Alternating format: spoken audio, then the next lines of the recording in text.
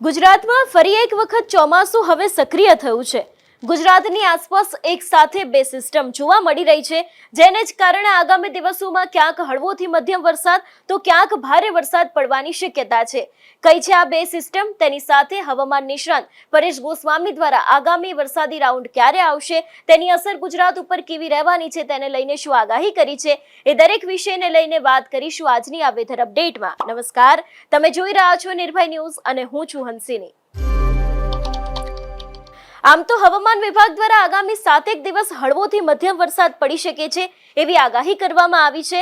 અત્યારે હાલ ગુજરાતની આસપાસ મોન્સૂન ટ્રફ જોવા મળી રહ્યો છે, તેની સાથે અપર એર સર્ક્યુલેશનને કારણે પણ ક્યાંક ગુજરાત ઉપર આની અસર જોવા મળી શકે છે અને જે નિષ્ક્રિય થયેલું ચોમાસું છે તે ફરી એક વખત સક્રિય થાય તેવી શક્યતા છે। હવામાન વિભાગે શું આગાહી કરી છે, સૌથી પહેલા તો એના ઉપર નજર કરીએ અને બાદ હવામાન નિષ્ણાત પરેશ ગોસ્વામીની શું આગાહી છે તે પણ સાંભળીશું। જે રીતે આપણે જોઈ રહ્યા છીએ એ રીતે અત્યારે હાલ જે ગુજરાતનો મેપ છે એની અંદર જોઈ શકાય છે કે આખા ગુજરાતની અંદર હળવોથી મધ્યમ વરસાદ પડી શકે છે એવી શક્યતા છે। પહેલા રાઉન્ડની અંદર જે ઉત્તર ગુજરાત બાકાત દેખાતું હતું એ જ ઉત્તર ગુજરાતમાં હવે આ વખતે જે મોન્સૂન ટ્રફ તેની સાથે અપર એર સર્ક્યુલેશન નામની જે આખી સિસ્ટમ સક્રિય થઈ છે એને કારણે વરસાદ જોવા મળી રહ્યો છે। સમજવાનો પ્રયત્ન કરીએ સૌરાષ્ટ્રથી। સૌરાષ્ટ્રના જે દરિયાકાંઠાના વિસ્તારો છે ત્યાં પણ ક્યાંક હળવોથી મધ્યમ વરસાદ છે।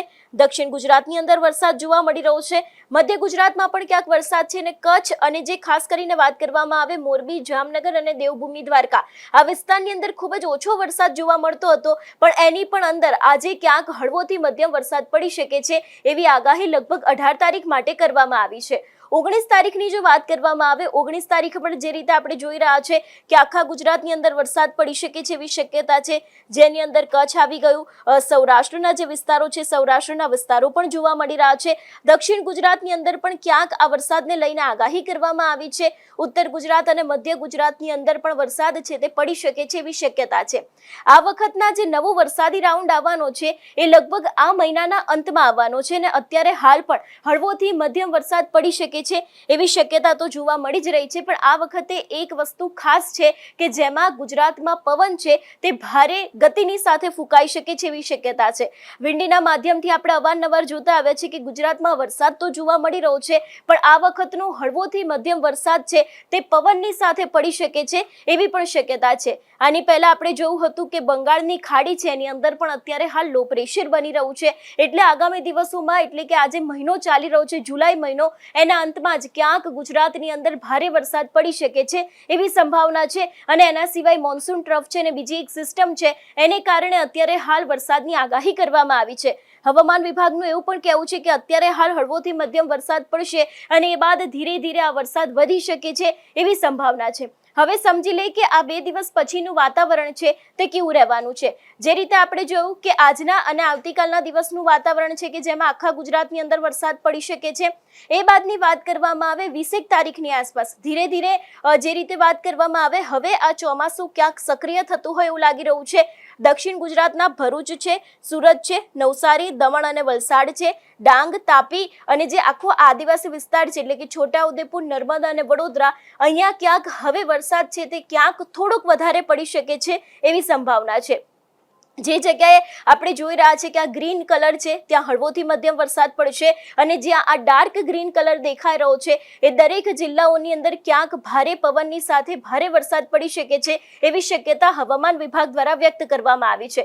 એટલે જે વિસ્તારો આ વખતે બાકાત રહી ગયા હતા પહેલા રાઉન્ડમાં, જેની અંદર વાવ, થરાદ હોય, બનાસકાંઠા હોય, પાટણ, મહેસાણા, કચ્છ હોય, મોરબી, જામનગર, દેવભૂમિ દ્વારકા, કે જ્યાં પહેલા રાઉન્ડમાં વરસાદ છે તે જોવા નતો મળ્યો, એ જ વરસાદ છે તે હવે સાર્વત્રિક વરસાદ ગુજરાતની અંદર આ વખતના રાઉન્ડમાં આવી શકે છે એવી પૂરેપૂરી સંભાવનાઓ અત્યારે હાલ હવામાન વિભાગ દ્વારા જે આગાહી કરવામાં આવી છે ગુજરાતના મેપને લઈને એની અંદર જોઈ શકાય છે। અને ઘણા બધા એવા વિસ્તારો છે કે જ્યાં હવે 1 થી 2 દિવસ બાદ ભારે વરસાદ પડવાની પણ સંભાવનાઓ જોવા મળી રહી છે અને ધીરે ધીરે આ જ આખો વરસાદ છે તે ગુજરાતમાં સાર્વત્રિક મેઘમહેર લાવી શકે છે એવી પણ શક્યતા છે। એ બાદના દિવસની જો વાત કરવામાં આવે તો હવે પરિસ્થિતિ પાછી ગુજરાતમાં એ જ જોવા મળી રહી છે।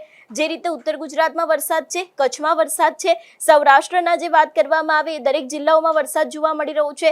દક્ષિણ ગુજરાતમાં ફરી એક વખત ભારે વરસાદ જોવા મળી રહ્યો છે.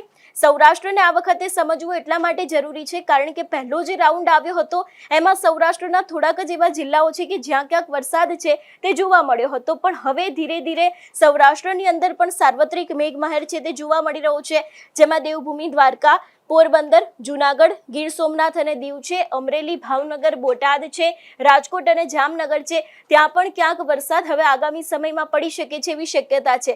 પહેલા રાઉન્ડમાં આપણે જોયું હતું કે ભાવનગર અને અમરેલીની અંદર ખૂબ જ ભારે વરસાદ જોવા મળ્યો હતો, પણ એની જ સાથે જે બીજા દરિયાકાંઠે આવેલા જે આ વિસ્તારો છે કે જેમ કે દેવભૂમિ દ્વારકા, પોરબંદર, જુનાગઢ, ગીર સોમનાથ અને દીવ છે ત્યાં વરસાદ જોવા નતો મળ્યો, પણ હવે આ વખતના નવા રાઉન્ડની અંદર આ દરેક વિસ્તારની અંદર પણ ક્યાંક હળવોથી મધ્યમ વરસાદ અને પવનની સાથે વરસાદ પડી શકે છે એવી શક્યતા છે. પહેલા રાઉન્ડમાં દક્ષિણ ગુજરાતની અંદર રેડ એલર્ટ આપવામાં આવ્યું હતું, અતિ ભારે વરસાદ પડ્યો હતો, પણ હવે આ વખતે ક્યાંક આ વરસાદ પડવાનો તો છે પણ એની માત્રા ક્યાંક થોડીક ઓછી હશે અને જે રીતે એ સમયે પરિસ્થિતિ સર્જાઈ હતી એવી પરિસ્થિતિનું સર્જન હજી હમણાં નહીં થાય એવી પણ શક્યતા હવામાન વિભાગ દ્વારા વ્યક્ત કરવામાં આવી છે.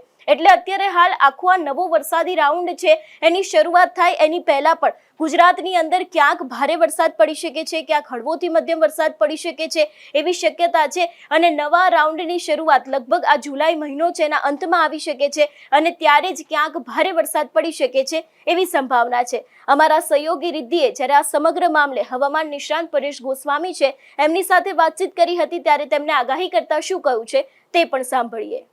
પરેશભાઈ, હવે સિસ્ટમ તો સક્રિય થયેલી દેખાઈ રહી છે, પરંતુ જો એવો વરસાદ અત્યારે નથી પડી રહ્યો, આનું કારણ શું છે?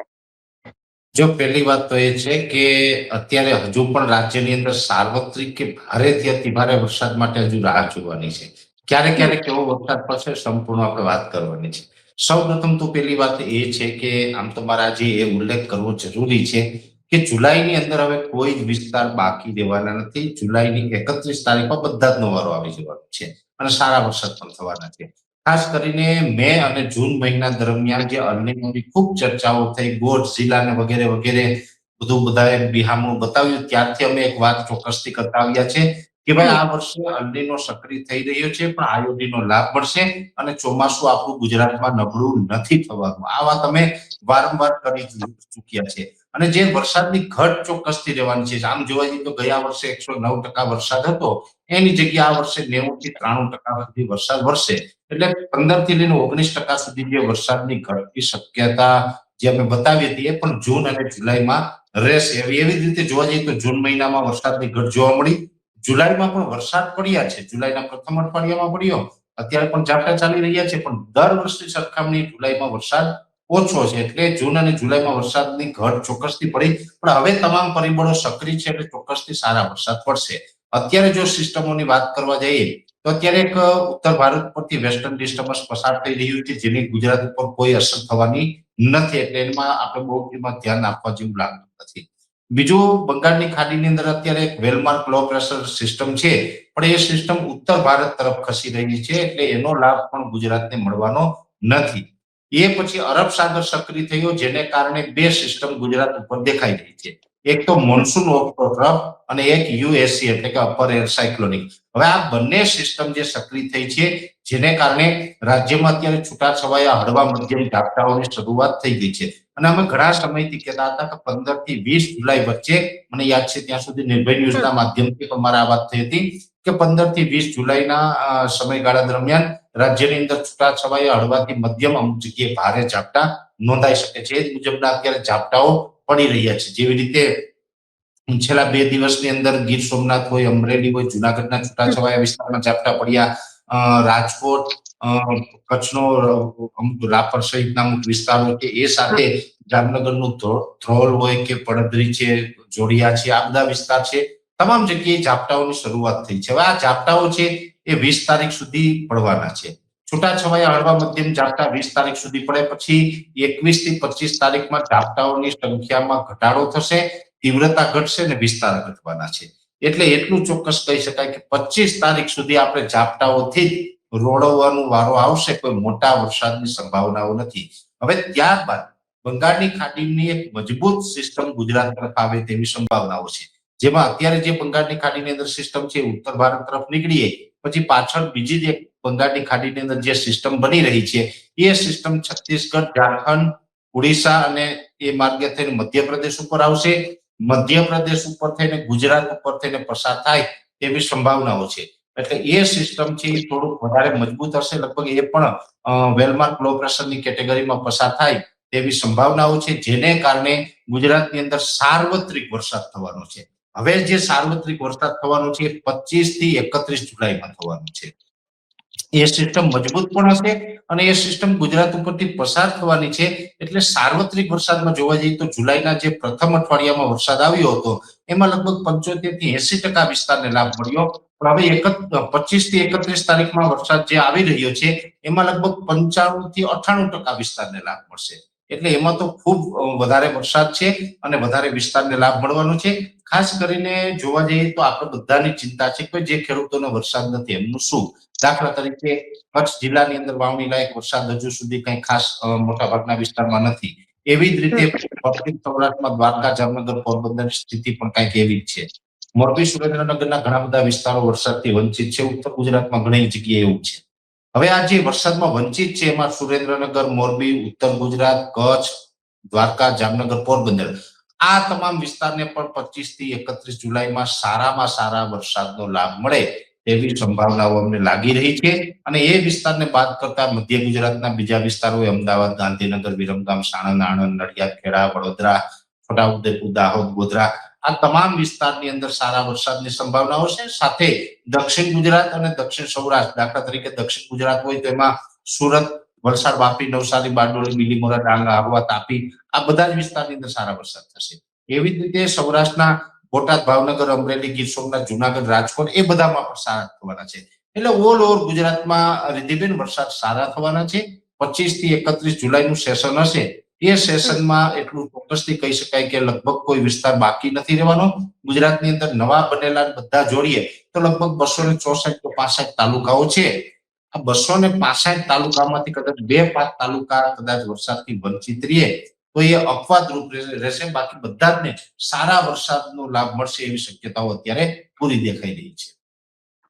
જે રીતે જુલાઈ મહિનો રહ્યો છે વરસાદ માટે એવો જ ઓગસ્ટ રહેવાનો છે. પહેલા વરસાદ આવ્યો, પછી વરસાદની થોડી ઘટ જોવા મળી, પાછું એક સેશન આવ્યું વરસાદનું. ઓગસ્ટમાં આખો કેવો રહેવાનું છે? હા, એટલે રીતિબેન ચોક્કસથી આપણે જોવા જઈએ તો ઓગસ્ટ અને સપ્ટેમ્બર છે એમાં પણ સારા વરસાદની સંભાવનાઓ છે. આમ જોવા જઈએ તો આ 25 થી 31 જુલાઈનું જે સેશન છે એ સેશન દરમિયાન રાજ્યની ઉપરથી જે વેલમાર્ક લો પ્રેશર પસાર થવાનું છે તો એ સિસ્ટમ પસાર થઈ ગયા પછી એનો મતલબ એવો નથી કે વરસાદ રોકાઈ જવાનું છે. ઓગસ્ટના પ્રથમ અઠવાડિયામાં પણ વરસાદનો લાભ મળશે, પણ પછી તીવ્રતા છે કદાચ ઘટી શકે પણ લાભ મળશે. અને એમાં પણ ઓગસ્ટમાં પછી એક સિસ્ટમનો લાભ મળે, કોઈ યુએસસી નો લાભ મળે, મોન્સૂન ઓફશોર ટ્રફનો લાભ મળે, એમ વરસાદ છે ચાલુ રહેવાના છે. ખાસ કરીને ઓગસ્ટ મહિનાનું છેલ્લું અઠવાડિયું હશે એની અંદર પાછો ભારેથી અતિ ભારે વરસાદ જોવા મળશે, જેમાં ગુજરાતના પાણીની તમામ વિસ્તારની અંદર સમસ્યા સોલ્વ થઈ એ પ્રકારનો પણ વરસાદ એમાં જોવા મળી શકે છે. એમાં જોવા જઈએ તો 26 ઓગસ્ટ થી લઈને 6 સપ્ટેમ્બર સુધીનું સેશન હશે એમાં તો ઘણી જગ્યાએ અતિવૃષ્ટિ જેવા માહોલ પણ જોવા મળશે. ભારેથી અતિ ભારે અને અતિ ભારે વરસાદ છે એ પણ એમાં જોવા મળી શકે છે. એટલે કે એક દિવસની અંદર 10-10, 12-12, 15-15 ઇંચ વરસાદ છે એ આપણે એમાં કદાચ અનુભવ થશે. એટલે 26 ઓગસ્ટ થી 6 સપ્ટેમ્બરનું સેશન છે એ પણ સારું રહેશે અને એકંદરે ઓગસ્ટ સારો રહેશે, સપ્ટેમ્બર પણ સારો રહેવાનો છે. એટલે બહુ ચિંતા કરવા જેવું મને લાગતું નથી.